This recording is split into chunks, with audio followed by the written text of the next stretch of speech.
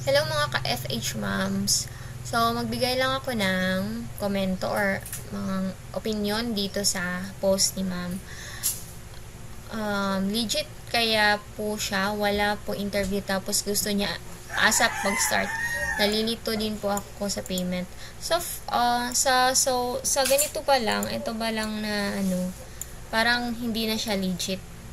Kasi ikaw ba naman mag-hire tapos walang interview, 'di ba? Tapos pag nag-work hindi para marunong. So ganun. So sayang 'di ba ang time kung ako ang mag-hire tapos hindi ko i-interviewin yung hina-hire ko. So yun.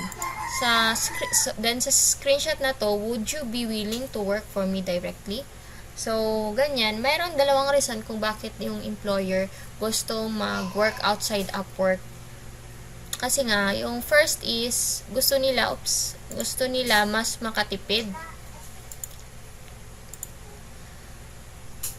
Kasi, binabawasan na rin sila ng Upwork. Hindi lang tayo sa mga VA, meron din silang bawas. So, kung outside Upwork, mas makakatipid sila. So, ang second is, yung mga scammer. So, post lang sa Upwork kahit na hindi naman legit, ganun.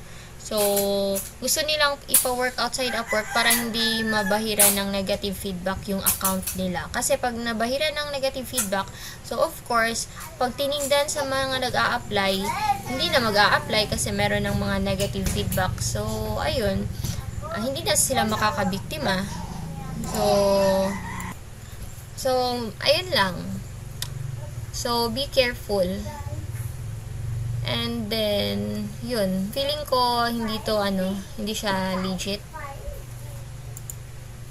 So, sa Upwork din yan, nalito din ako kasi verified and then hindi verified. Gusto ko sana ipakita kung paano tignan yung company profile, pero wala na, parang naiba na yung Upwork kasi before, pag merong sa'yo, for example ito, makikita mo yung profile ng company, yung employer, pero ngayon hindi ko makita, dito kasi yan banda. So, sa job posting, pag click mo sa job posting, andito to banda, yung pangalan ng company, ganon. Art and design, hindi yan. So, ayun.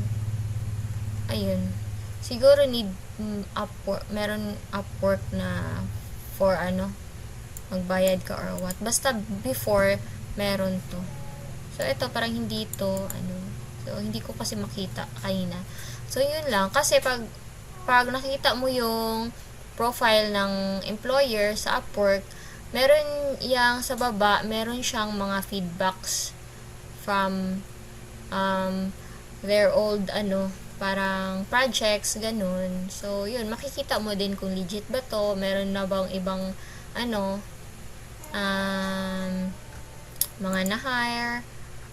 So, ayun. And then, so, yun lang. Be careful. Kasi, mahalata naman natin kasi sa ganitong pa lang, hindi na siya legit. So, yun. So, ayun lang. I hope nakatulong. If you find this helpful, don't forget to like and subscribe.